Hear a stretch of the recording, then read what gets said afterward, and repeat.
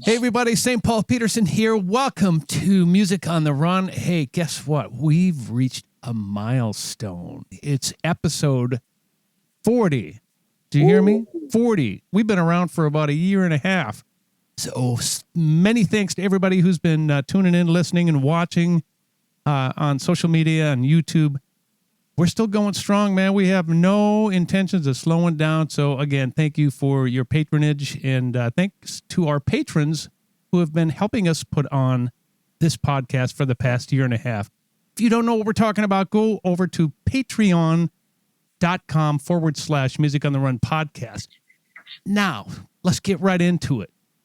My next guest is an incredible musician, educator, clinician, and solo artist who has recorded or toured with folks like Earth, Wind, and Fire, Eric Clapton, Steely Dan, and Boz Scaggs, just to name a few.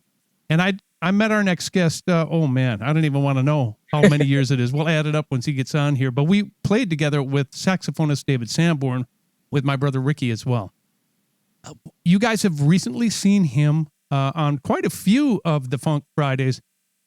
Please welcome my buddy, Sonny Emory.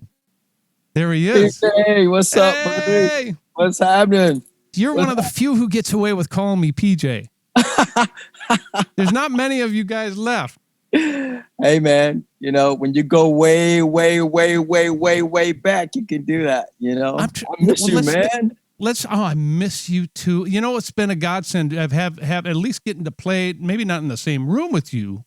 Yeah. But at least we haven't played together in the same room in years, but at least this Funk Friday thing is bridging the gap between visits, you know? Most definitely, man. And I'm so grateful and honored and just thankful, man. First of all, congratulations on it. It was a beautiful concept and it was so timely for the times. And it really, really, really, like, every time I did it, dude, it just lifted my spirit because I got a chance to see you, a lot of other cats that I hadn't had a chance to see or play with. So it was just beautiful, man. Thank you so much. I appreciate it, dude. I'm looking forward to doing some more, you know? Oh, well, trust me. You'll be on as long as I'm doing them. I want to include you in as many as I can. So that's great that you had your whole setup ready to go. And you're like, there was not even a hesitation. You were just like, let's go. Yeah, and that was fun. And the worst thing you could have said, or any of these cats could have said, is no. And that doesn't hurt either. If people are busy, that doesn't hurt. Cool too. But I think, you miss out on the fun, dude. There's so much fun, you know? It's true. It's true. It gives us an opportunity to reconnect and hang musically and get on the phone and just have that good camaraderie that we haven't been able to have for the last, years on the road. I mean, exactly. What have you been doing? You're a road dog. I know you're a road dog. So how was this last year for you to deal with? You know what? In one sense, it was a blessing. You know, I mean, you just said it. I'm a road dog, P, and I've been on the road since you and I met. I mean, I was on the road and I've been, doing it. And then, as a career grew, it just got more and more busy, staying out for longer and longer periods of time. So this year was a godsend because, after a while, you just need to get back to what's normal. You know what I mean? Whatever that is. And yeah, exactly. And even though abnormal was normal for you. Yeah, exactly. And so it's like, I've been doing Clapton now for like 3.5 years. We had a whole year stacked up last year. We were supposed to go out and it all went away right after we did the Ginger Baker tribute. And wow. Which was an incredible evening as well, Got a chance to play with Roger Waters. Please tell me a little bit about that. As long as we're here, you might as well tell me about that because that's gotta be a highlight of your career. One of them. Yeah, it was, man, for a lot of different reasons. I mean, Cream. I love Cream. Love the band Cream. Those cats. Well, Ginger could play some. He comes from a bebop kind of background, right? Exactly, man. His approach to the drums is all about that, don't you? Yeah. He was a great musician, man. It was so funny. We were like in the middle of rehearsing for this tribute, right? And a couple of the songs have a little kind of, weird odd bars in them, that, stuff like that. And at one point, Eric looks over at me and goes, man, I don't know where Ginger comes up with all this craziness. So obviously he was the one infusing all the craziness into the stuff, you know what I mean? But it was fun, man. I got a chance to play with, Nile was on this thing, Roger Waters, Ronnie Wood, Stephen Winwood. I got to play side by side with Gad, who's my all-time favorite. You know what I mean? See him tomorrow night. Oh yeah. Okay. Yeah. So it was, man, I was just like pinching myself the whole time. I was going, wow, man, this is like great, man. So it was really cool, man. His son, Kofi, came and played. He's a great drummer. You know what I mean? Right. And okay. Yeah. And so he did a piece, obviously dedicated to his father and stuff. And hey, man, it was beautiful, man. But the bottom fell out after that, dude. It was like I was just home in the studio. So I thank God that I had the wherewithal to really have my gear and everything already set up, because I was already doing sessions. You know what I mean? And so it just it was a natural progression to just start doing stuff once everybody was shut down. I was just in the hole, you know? Isn't it funny? The business has changed so much for session guys like you. Everything has gravitated from going to the studio with cartage guys. For those of you listening, back, I don't even know what, 10, 15 years ago, maybe even more, we used to have guys come to our house, pack up our gear for us, haul it in a semi over to the studio, tear it out of the cases, set it up, and then when we were done with the recording session, they'd bring it all back. Nowadays, we have a setup in our house, and we send tracks back and forth to each other over the internet, and a lot of times there's no studios involved. And you must have been ahead of the curve, man, because you were ready for this, and you were doing this far ahead of the I've been doing it. I've been doing it a long time. I mean, when I probably been recording, man, from home probably maybe 10, 15 years. You have? When Pro Tools first emerged, I went ahead and built a room at the house, my old house, and got it all up and running, man. And then we decided we were going to move. And now it was a big hassle too, because you know how it is. It's like once you get it cranking, it feels good. It's like a comfortable pair of shoes, man. You know where everything is, and then I had to tear it all down and start all over again. But I'm happy I did, and it worked out great. So yeah, I've been up and running for a long time, man. I've done a lot of projects. I've done projects with Bruce Hornsby from home, a lot of stuff for Bette Midler from home. You know what I mean? And just various and sundry other artists, you know what I mean? So that you're right. That's the way it rolls. I mean, when you and I first met, I was living in LA. That was like in 86, 87. Man, we were hanging hard back in those days. Yeah, we were hanging out with Paul Abdul and Aurora and everybody. Oh my gosh, yes. Exactly. And your girlfriend at the time is in my video, Rich Man. You're in my video, Rich Man. AJ, yeah, exactly. And she's you guys got to go check that out. Go find Rich Man on YouTube, and the guy playing the drums. Yeah, you still look the same. I don't look so much the same anymore. Yes, you do. You look good, man. Not too bad for an old buck. I saw the video not that long ago, and I cracked up, man. We were just having such a good time, you know what I mean? But what I was gonna say is, back then you were right. It's like I had gear set aside just for the studio that stayed at Drum Paradise. I just call the cats over and go, hey, yo, I got a date at such and such and such. They show up with the gear. I show up. Boom, boom, boom, boom. It's done deal. But today it's a totally different game. Totally different game.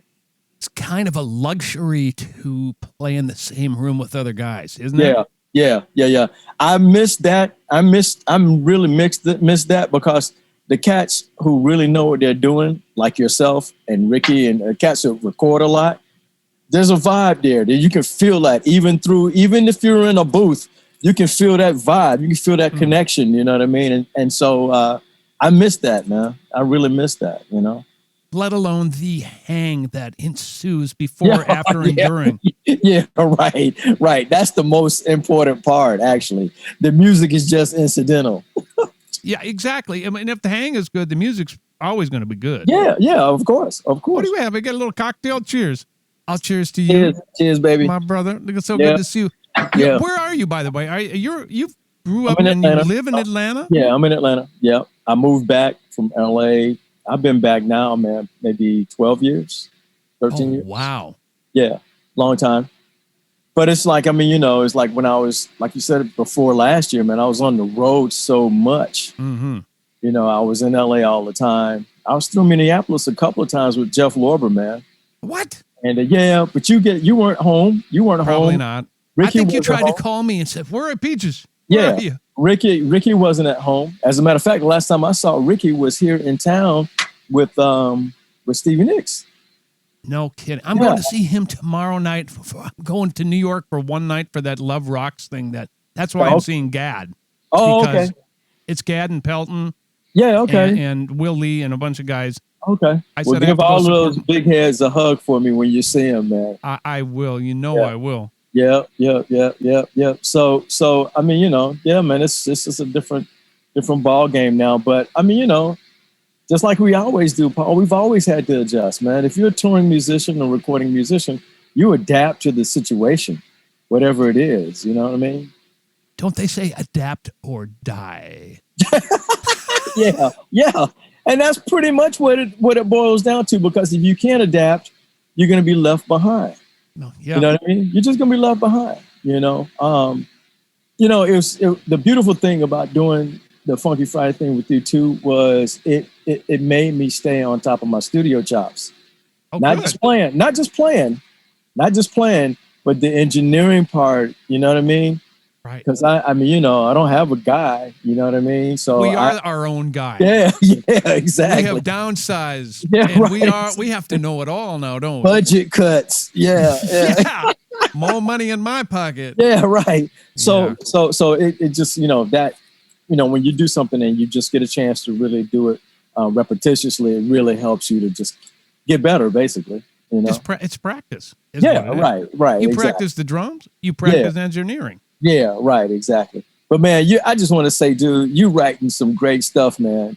You. I mean, you've always, man, you're just so talented, man. You and Ricky, I love you guys so much, dude. But I mean, you know, it's like when you're close friends with a cat who's so talented, you don't really tell him as much as you should how talented, how just God-given talent you guys, man. And I just, you know, I'm so blessed to have you for friends, first of all, and then to be able to work with both of you. It's just like been a blast, dude. You know? Well, we love you right back. I mean, we go back so far and have had some incredible times together. Guess what? We're going to do this again. Oh, yeah, definitely. When the world is coming back. And here's the other thing that's cool about Funk Friday is it reintroduces you to your friends that you may not have been able to hang with. Like you and I haven't had a chance to necessarily play or hang in the last few years. We're reconnected now, man. Yeah. That was the beautiful byproduct of that thing that was just a fun deal. Yeah, it was fun. I hooked up with Dean again. You know what I mean? Yeah. I got hooked up with well, you know, Lenny and I stay in touch all the time. You know what I mean? Love him, man. But yeah, man. But it's just, and then as a result of that, he played on my solo project, which I just finished mastering. I'm gonna drop it. It's coming out. I think I'm gonna drop it in July. Hold up. So all the time during COVID, you've been writing and recording your own project. Yeah, exactly. Yep. I've been recording and doing that whole time. Tell me a little bit more about that. We got to hear about that now. Yeah, well, the name of the album is going to call The Family. Wow. Uh-oh. Wait a minute. I'm going to have Prince call you and say his people call you. He's going to sue you, man. Right, exactly. Yeah, I think I'm going to call it The Family because, well, for several reasons. I cut a lot of tracks with some cats here that I grew up with or pretty close with. And then my son is actually engineering. Both of my sons are actually on it. Nicholas is singing on it. Oh, You great. know? And Nigel did some engineering and mixing. And so anyway, hence the name. It's an instrumental project, you know. I had dropped something right before COVID hit with my fusion unit here in Atlanta called Full Tilt. I heard it. I love it. Yeah. So we did that, but we didn't get a chance to really promote it because as soon as we released it, the door closed on it. So there was a City Winery date that we scheduled that's coming up. We're going to do that July 3rd. Oh, good. That's Full Tilt featuring Sonny Emory. But coming down the pike is this Sonny Emory only project, The Family. And it's basically It's an instrumental record, featuring Patrice Rushen, featuring Bob James, Wow. Bobby Lau, Lenny's on it. I got to get you on the next one, though. We're going to do that. Yeah, I owe you, man. So I want you. Yeah, I want us to write something together. I'd love to, man. Yeah. So look for it. It's coming soon. It's coming soon, and like I said, it's going to be called The Family. So look out for it. Yeah, well, you let us know exactly when it's coming out, and we'll. I will. We'll put a blurb on the Music on the Run site. Yeah. Okay. Here's definitely something I want to talk to you about. Are you ready for this? People probably don't lead with this. So you and I have just been kind of BSing back and forth because we're catching up as well. Mm-hmm. This podcast is called Music on the Run specifically because I wanted this podcast to be more about musicians who have been on the road their entire lives and how they stay physically and mentally fit while they're on the road. So, look, you've been in shape since I've met you. Yeah. How important is it for you to stay healthy and work out? And how does that affect how you play the drums? Yeah. Well, first of all, it's hugely important to do that. You know what I mean? First of all, we're all aging. No, we're not. I'm trying to age the other way though. Yeah. Trying to go backwards. Benjamin Buttons. But it's extremely important to me, man. And I've just gotten into a habit of doing it. It's a lifestyle now. And that kind of stemmed from my childhood. I was really athletic as a kid. My dad was very athletic too. You know what I mean? Big proponent of physical exercise and keeping yourself in shape. And, more than anything else, I mean, he used to be on me about practicing the instrument because he was a musician. But but after he would finish asking me, about the progress on the instrument and what I worked on today and who did I listen to and all of that, he would go, "What did you do to keep your body strong today?" And every time, and then when I left Atlanta, Georgia in '86 to go out to LA to pursue my career, man, every time I would talk to my dad, after that, his first question would be, "Are you staying strong? Are you staying strong?" Because he realized that you can't play this instrument if you're weak. And then I had a situation where I was with Cameo. I did a couple of tours with them. And the first date that I did with them was in Denver, Colorado. And I know what you're going to say, I bet. Oh, dude, but I was slacking on the workouts because I was in college. Yep. This is I was 17, 18 years old. I was slacking out on my workouts, not getting them in. And this date came up and it was time to go to Denver, man. And literally, I thought I was going to pass out on the drum set, man, because, I mean, you know how it is. Once you hit the stage, the nerves kick in, the adrenaline, all of that kicks in. It may be really hot in there, foggy. I mean, it's just an intense environment. And if you're not in shape, if you can't handle it physically, it'll wipe you out. So I learned a valuable lesson that night. I was like, you know what? No, the workout thing is totally important, man. Well, we forgot to mention that we got to remind people that in Denver, you're at about 10,000 feet or something like that? A mile high. Yeah, you can't get any oxygen and you're on a physical instrument and you're trying to pass out. Yeah. You made it through the gig, I take it. Yeah, I made it through the gig, but I was like, man, it really, really shook me up. I mean, it shook me to my core where I was like, you know what, if I'm going to play drums on the level that I want to be able to play, I have to keep my body in shape. So I just made another commitment to stay in the gym, stay on the cardio. And I mean, since I've seen you last, I've gotten deeper into the yoga and meditation trip. Wow. Yeah. Wow. And that's that mental side of what you're just speaking about. That's the other side. You know what I mean? Because that I know we like to go party. Maybe just a little bit. Which is cool. Which is fine. Well, all I'm trying to do is establish and just trying to maintain some kind of balance. I'm not trying to be Mr. Wait a minute. What's that word again? What? Balance. I don't know that word. I'll have to. You got to look that one up. I've been looking for that word for my entire life. Yeah, I know. And it's It's a very elusive concept. It really is. I didn't realize how elusive it was until I started really trying to focus on maintaining it, really maintaining it. Yeah. You know what I mean? Because naturally we just go out. You just go out.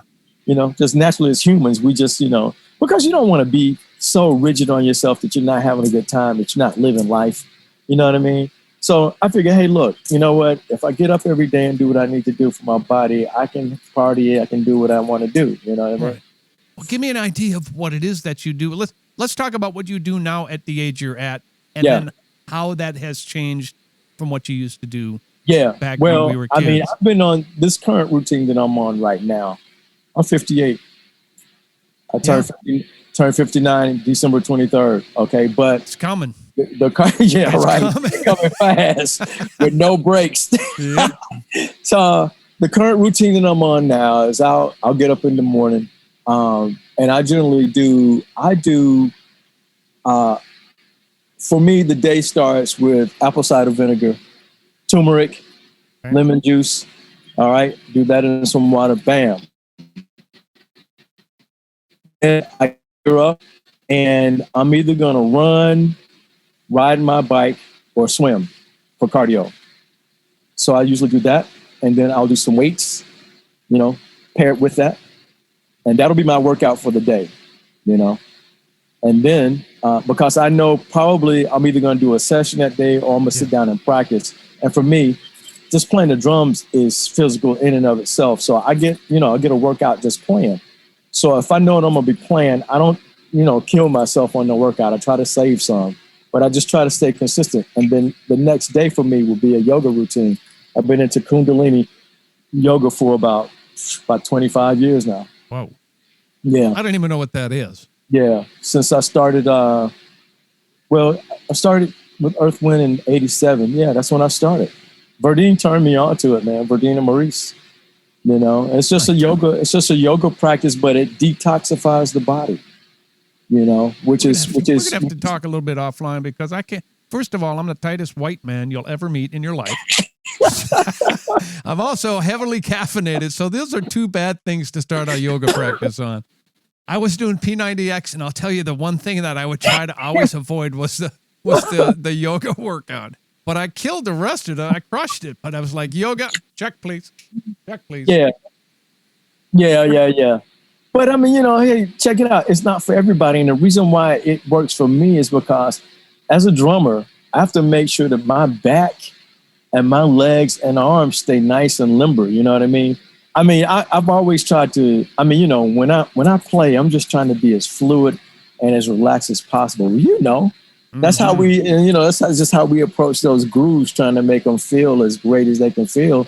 Right. So for me, just physically, just to sit on that throne and to play every night, my back needs to be nice and relaxed, and healthy, How has your workout changed from when you were a kid? You just take it a little easier, or tell me a little bit about that. I'm doing less running now. I was a runner in high school and in college. I was running like, 5-6 miles a day when I was in college. I wasn't doing as much lifting. I was doing a lot more cardio. I was playing a lot too, but I was doing a lot more cardio. My stamina was like way up there. So really the only thing that I've changed is I've backed down on the amount of cardio that I do and the type of cardio. Like right now, like my knees, I suffer from plantar fasciitis, and I love playing tennis. That's like my fallen arches basically. Okay. So if I don't have proper support in my shoes, man, my feet hurt. But I've put my feet through a lot of stress playing tennis because I love tennis. You know what I mean? So I backed off of the running, and that's why I'm doing much more biking and swimming to get that cardio in. Got it. I'm still torturing my knees, although I got to say, my knees are good so far. Yeah. I'm still doing good. I talked to my doctor, and he said, because I asked him, I said, look, 60's around the corner. Am I supposed to ease up on running? He said, no. Yeah. Does it hurt? I went, no. He went, no. You're fine. What about, am I going to hurt later on when I'm 80? He went, no. No, yeah. So we'll find out. You have to, But as long as you're good, you're good. Like I still run from time to time. I haven't completely quit. Right. I just can't pound it the way I used to. And I used to run solely on concrete all the time. So I have a treadmill. And I run most of the time now. I'm on a treadmill. I'll run occasionally outside, but most of it is on a treadmill, you know? Yeah. So you're pretty much doing the same thing that you did, just modifying a little bit. Yeah. And I go through phases with the lifting. Sometimes I'll say, okay, 3 weeks, I want to put on like 3 or 4 pounds. So I go in hard in the gym. I lift heavy. And I only do that when I'm off the road because I don't want to feel tight on the stage. Yeah, you know what I mean? Yeah. So I only hit those periods when I'm away from touring, but pretty much just the same consistent routine. As long as I've learned that consistency is better than just trying to, work out for like 8 hours a day. It's not gonna happen. One strong hour, focused hour of cardio and whatever you're going to do to keep your muscles in tune, we'll do it. When we talk later, I'm going to turn you on to this yoga practice, because here's the thing. When you detoxify the body that way, it automatically enhances your cardio. Really? Yeah, because I feel it. Because as soon as I started doing it, when I would get on my bike or I would go run or play tennis, I would just be on fire, dude. Really? Yeah. Well, I would like that. Yeah.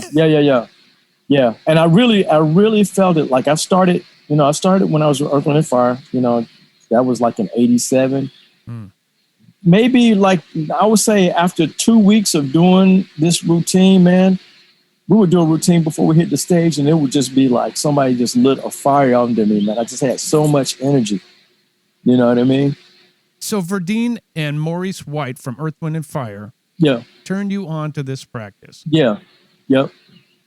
So that's what keeps Verdine bouncing around the stage to this day, I'm sure. Yeah, exactly. And he is in excellent shape. Verdine is as strong as an ox. Tell you, oh God. When I tell you he is strong, dude. I mean, he's thin. Yeah, he's thin. But he is strong, dude, and stamina for days.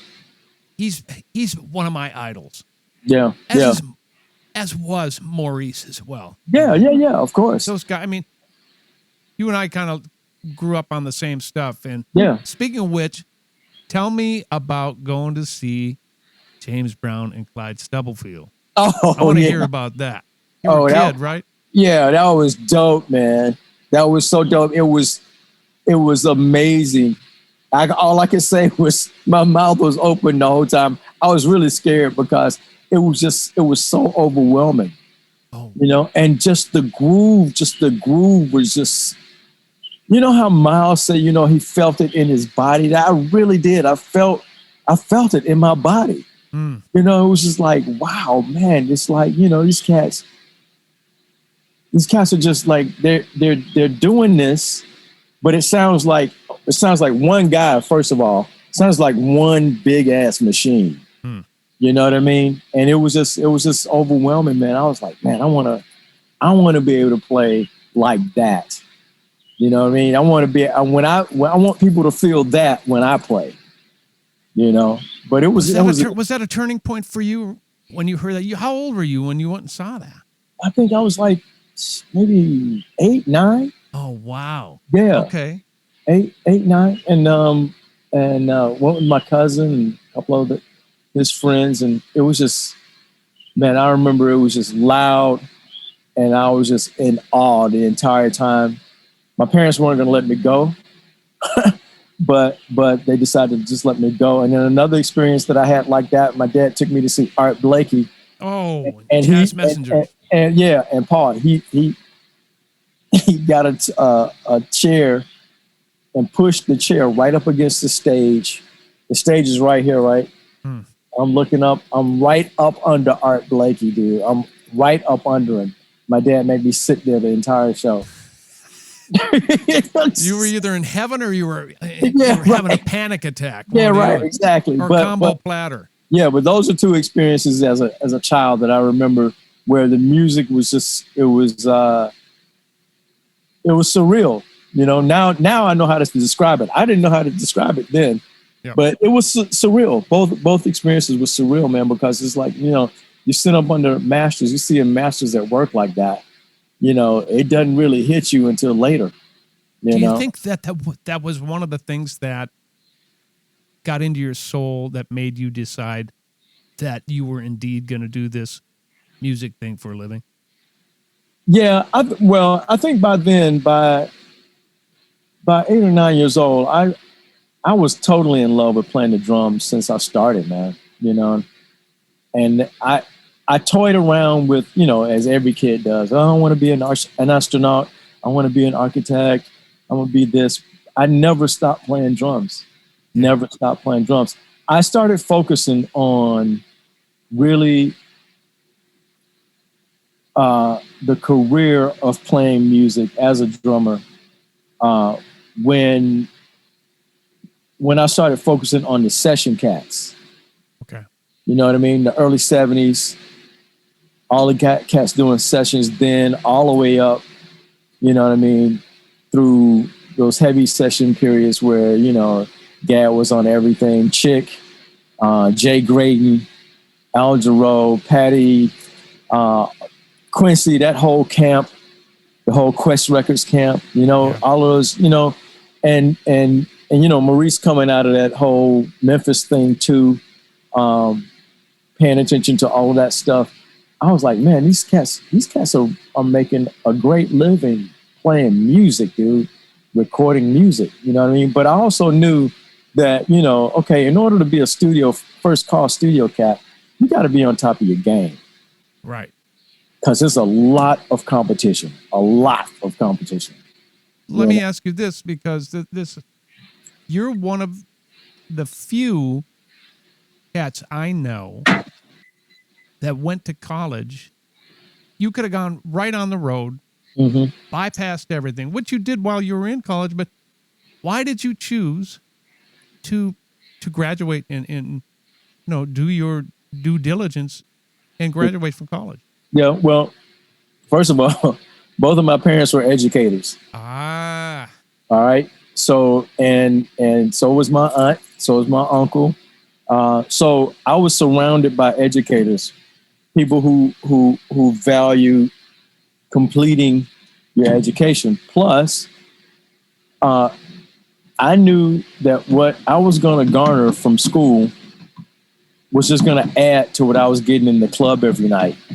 You know what I mean? Because I was already playing in clubs with my dad, But my dad was big on, look, I want you to be well-rounded. You need to be able to read anything they put in front of you. Smart. You need to be at ease with it. You know what I mean? And you need to be able to play some piano. You need to know some theory. You know what I mean? So it made me a better musician. I had a couple of opportunities to leave school, one of which was with Lou Rawls. Wow. He heard me play. Yeah. He heard me play, man, and he went to my dad. He was like, I'd like to take him out on the road with me if I could. And my dad, I mean, I knew what the answer was going to be. But our parents that way, man. We do the same stuff to our kids too. No. Yeah, right. That ain't happening. He didn't say no right away, though. He took the card. He said, we'll call you. We'll let you know. And well, it was Lou Rawls, after all. Yeah, exactly.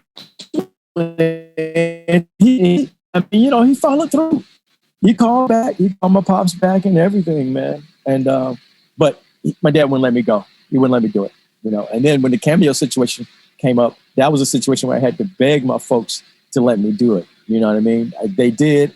I was in summer school that same summer that we went to Denver, and I fell on my face. Yeah. And I was trying to do summer school and be in Cameo, which was. How do you do that? I couldn't. That was the only quarter that I actually flunked. I made a D and an F because I'm sitting on the tour bus, PJ, trying to do classical theory homework, and it's like babe after babe after babe running to the back lounge and all. Oh, it was off the chain, dude. It was crazy. Man. It was crazy. It was crazy, man. So so that's when I learned myself. I said, okay, you know what? I got to just finish this school thing, man. And then I can get on to that. You know what I mean? So luckily after the cameo thing, I only had maybe another year or so, my senior year. So I knocked it out, you know, but I was ready to go, man. As soon as I finished, man, I hightailed it to LA. I was ready to get in it, you know? And that's when I met you. I bet you not too long after that, right? Right. Exactly. I'm trying to think of the events that led to you and I hanging. You knew Ricky, my brother, first, right? Is that? Yeah. Because Ricky and I, okay, we did Sanborn. I started Sanborn in 86, 87. And I joined in 88. Yeah, exactly. After we did the video, though, because I already had my solo career going. Exactly. So. But I was already living in LA. You and I met. We met through, wasn't it Paula? Was it she Aurora? Was a dear friend of mine. Yeah, she choreographed that video. Yeah, right, exactly. But I'm one. Yeah, wait a minute. No.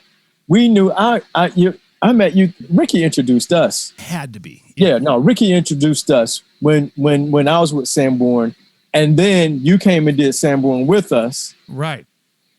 In the course of doing that, we did your video. That was a crazy period of time. A little busy. Speaking of busy. Yeah, right. Exactly. You're doing the most. You were doing the absolute most, dude. But hey, man, you know what? I look back on that, man. I was like, man, this cat had it rocking. You were rocking it, dude.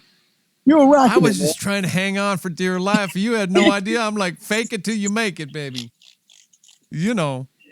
But no, man, it's like, I mean, you know, you were writing some great stuff then, man. It was funky. I just wish I had been able to play drums on that track. I know. That was back in the Machine days. Yeah. No, I get it. So yeah, that's how that all went down. And so you met Clapton right around the same time on that Lethal Weapon Yeah. session. Tell everybody a little bit about that. Yeah, we were rehearsing with David. We were going out on the road with David, and David just came and said, "Hey, man, you know, I need for you to do this session."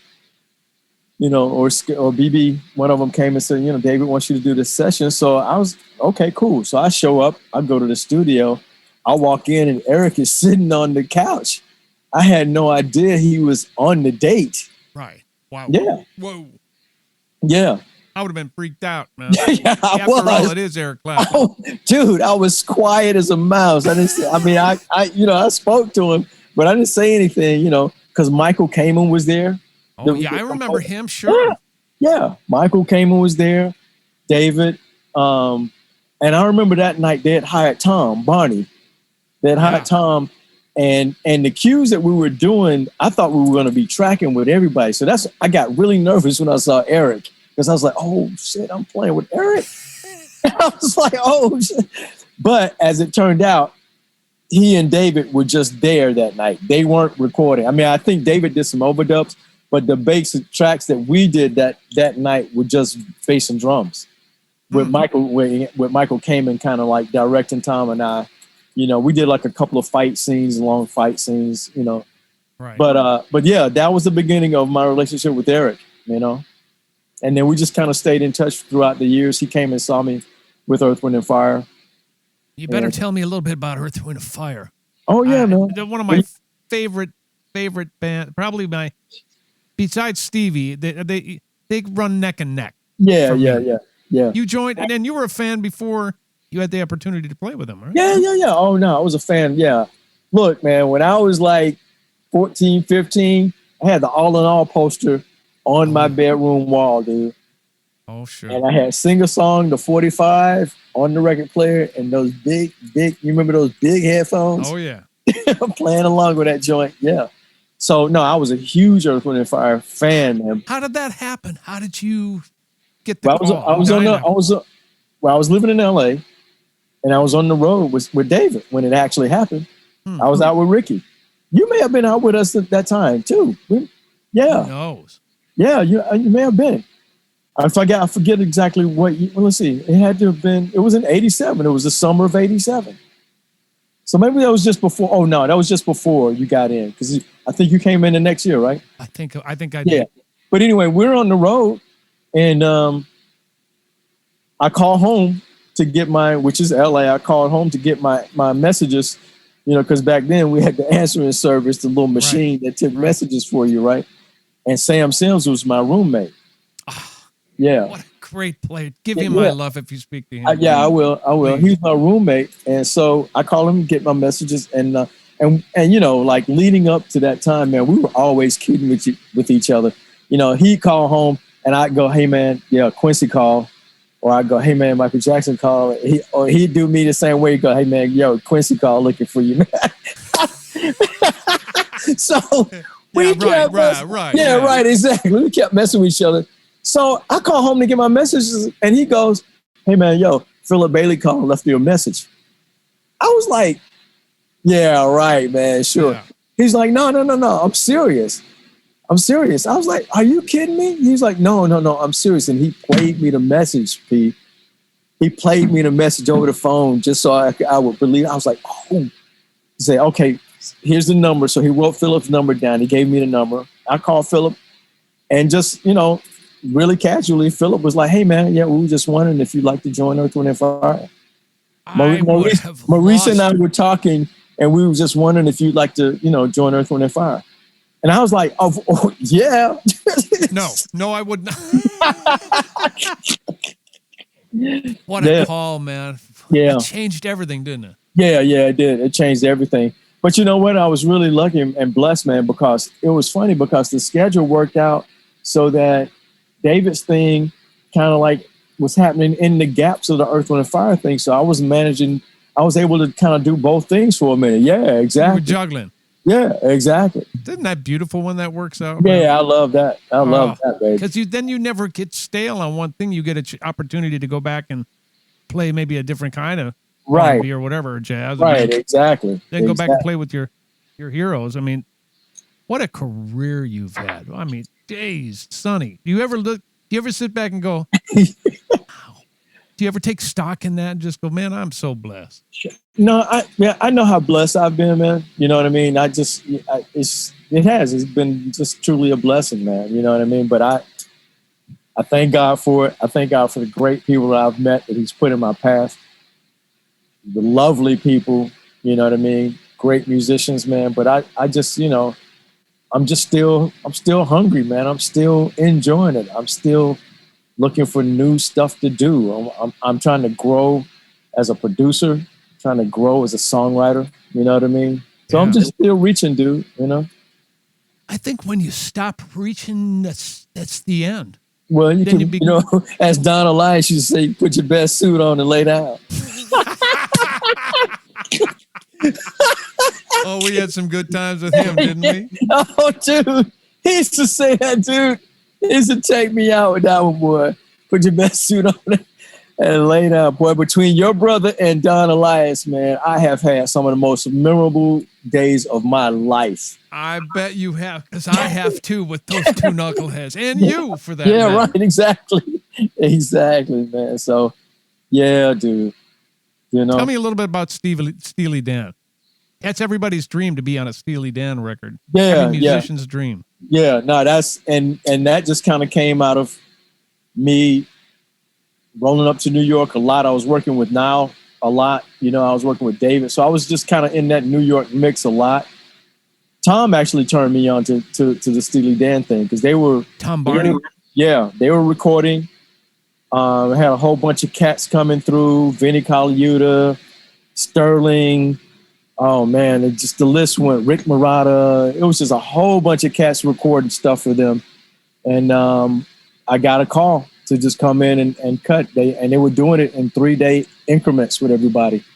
So everybody came in and everybody played every song. So I spent 3 days with Donald and Tom just tracking bass, drums, and Rhodes. And Walter was in the booth. He didn't play at all. And it was great, man, because it kind of just really opened my head up. Because I remember everybody was like, "Oh man, they were one of the first ones to record straight into Pro Tools," And everybody was bugging out. Everybody was bugging. Oh man, it's just, I don't know. I don't know how this is gonna come out. They're going straight into the box.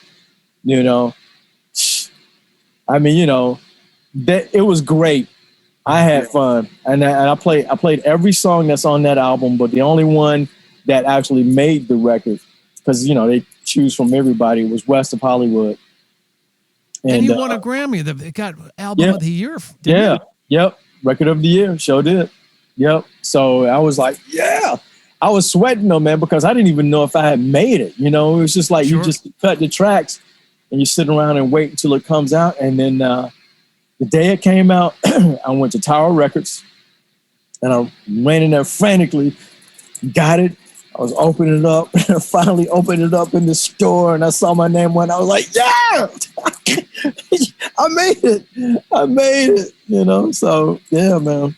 What an incredible story. Okay, so let's play a little game here. Tell me what pops into your head when I say this name, Bette Midler. Whew. Perfectionist. Yeah. Lovely perfectionist. Yeah. It's a little, I would say, that gig for you when you did it, and wasn't that a little out of the box for you? I wouldn't say, he is a natural for that. No, because my elementary, high school, and some of my college days, I did a lot of that type of work growing up in Atlanta. I went to a performing arts high school where I played for a whole bunch of Broadway productions. I did Leonard Bernstein's Mass. You know what I mean? So I did West Side Story. So I have played a lot of that Broadway stuff. So it was second nature to me. You know what I mean? And when you look at it in retrospect to my career, with what I had done prior to it, you would go, okay, that's way out of the box for him. But if you dig a little bit deeper into my past, you'll see I already done some of that stuff. See, folks need to know that because sometimes we can get, as musicians, pigeonholed into a particular genre or band for that matter. Right, exactly. And we, you and I grew up playing bebop, funk, country, right, show tunes. I mean, everything. All of it. And people, people can occasionally, have you ever been accused of, he's selling out or he doesn't really play that authentically? I think, first of all, have you been accused of that ever? Yeah, of course I have. Of course. Good. Yeah, I figured as much because so have I. Yeah. And then I think that's the dumbest thing I've ever heard. Of course it is. But I don't care because I wear the title of musician. Hello. Not rock musician, not funk musician, not R&B musician, not Broadway musician. That's a broad range of music. I mean, it's like, and in our era, when you grow up and you study the instrument so that you can make music, not just so you can make a specific type of music. Right. You know what I mean? So agree. Yeah. So, I mean, the best. And then, it's like once I got kind of really going with that, after I got the first couple of Bette tours under my belt, I was like, you know what? This is good, man. This is good because it shatters that fucking box. You know what I mean? Of, okay, well, he can only do this. Right. He's only this kind of drummer. He's only this kind of, no. So then I started purposely just kind of like, I would just take stuff, man. You know what I mean? Really just take stuff. I mean, just try to play as much different music as I possibly could. It's good for your head too. Yeah, of course. It's good for you to keep learning and exactly being authentic and being musical. Right, exactly. All of it. So it's like, that was a part of the whole growing process for me. And we're great friends today, man. She's a mentor and a half to me, man. Oh, she's so wise. PJ, she used to send word to me in the dressing room. Have Sonny. Sonny's going to fly with me on the private tonight. And I go, boom, jump in the car with her, hop on the private jet, head to the next city. Boom, boom. I'm sorry to hear that. Oh,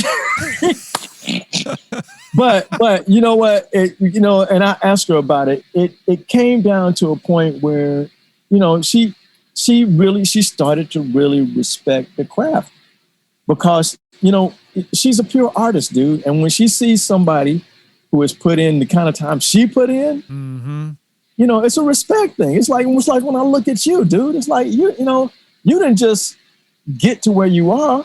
You know what I mean? You developed your talent, man. You're able to fucking write because you developed it. You know what I mean? So that, when a true artist sees that, their hats come off. You know what I mean? The respect is there. And that's kind of where it is with us. It's a mutual thing. I have tons of respect for her. I've learned a whole lot about the business. Right. You know what I mean? Yep. So, I mean, that's been cool. Way cool. Last name for you, Eric Clapton. Tell me about your experiences with him. Man, okay. He's the most generous. Well, I'm not going to say the most. He is a very generous man. And when I say that, I mean, he's very humble, very easy to get along with. And creatively gives me a ton of room to be me inside of his music. You know what I mean? He's never, Eric can call anybody to play drums for him, man. You know what I mean? And I respect that. And all the cats that came before me, they've all been giants. And I thought about that. That was the only thing that freaked me out when I got the call. I was like, my goodness, I'm stepping into some big ass shoes. Yeah. But you belong there, Sonny. Well, you belong there. Well, thanks, buddy. I mean, I've owned it. You know what I mean? I've owned it since then. It's like, you grow up seeing all of these cats and you just admire so much what they do and what they've been able to accomplish. To even think that I would one day be on the stage with Steve Gadd, you know what I mean? It's just amazing to me, man. But that's just kind of God just putting me where He wants me to be, man. And that's where it comes from, Isn't that the truth, man? Well, you belong there, like I said. I mean, your ability and your musicality creates these situations for people to think of you in that light, and they go, "Who should we call?" And they go, "Well, Sonny's ridiculous. Why don't we just call him Son? No. Why don't we call Son? No. No. Yeah." So that's so great. I got to tell you, man, it's been fun to watch your career, and it's been fun being the little bro going, yeah, Earth, Wind, and Fire, yes, Hornsby, yes, Midler, yes, Clapton, yes. So I've been back here rooting for you. I should have been a bit more vocal to you, but man, it's been incredible to see that. Well, thank you, buddy. I appreciate it. I love you, Paul, man. Always have, always will, dude. And just, I'm rooting for you too, man, because you deserve everything that's coming, dog. You know what I mean? We're not done yet, like you said. No, we are not done. Not done yet. Are you still teaching? I do occasionally. I have a YouTube channel. So check out Sonny Emory's YouTube channel. I got a whole gang of instructional stuff on YouTube. I've just been kind of doing it that way because it's a lot easier for me. I'm going to move this for a minute. My battery is about to die and I need to plug up. So, all right, we're almost done. Okay, I got 5%. We're going to be done before that. You might as well plug in. Okay, let me plug in right. I need 10%. Okay. You need 10%. I need 10%. I need 10%. Hold tight. I'm gonna just change locations and grab my thing. Grab my thing. Grab your thing. Grab my thing. You got to grab your thing, yeah. Oh, now you went away and the bad internet is here. Grab my thing. Now you're frozen, yeah. I can't see nobody. He's gone to the bathroom. Wait a minute, I'm right here. Hold on. I gotta get it. We shall edit some of this out. However, it's rather comical.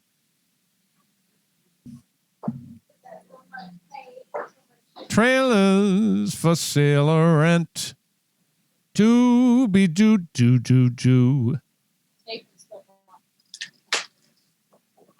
Hold tight, Pete. Come on, baby. King of the road. You better sing, boy. You better sing, boy. How's your sister doing, man? Patty is doing great. Patty's doing great. She just got a brand new hip. Huh? Patty got a brand new hip. Ha! Oh, yeah? Yeah, she got one. We're all getting bionic. I ain't bionic yet, but there's plenty of bionic Petersons now. Isn't that something? Bio Peter. Yeah. Bio Peter. Give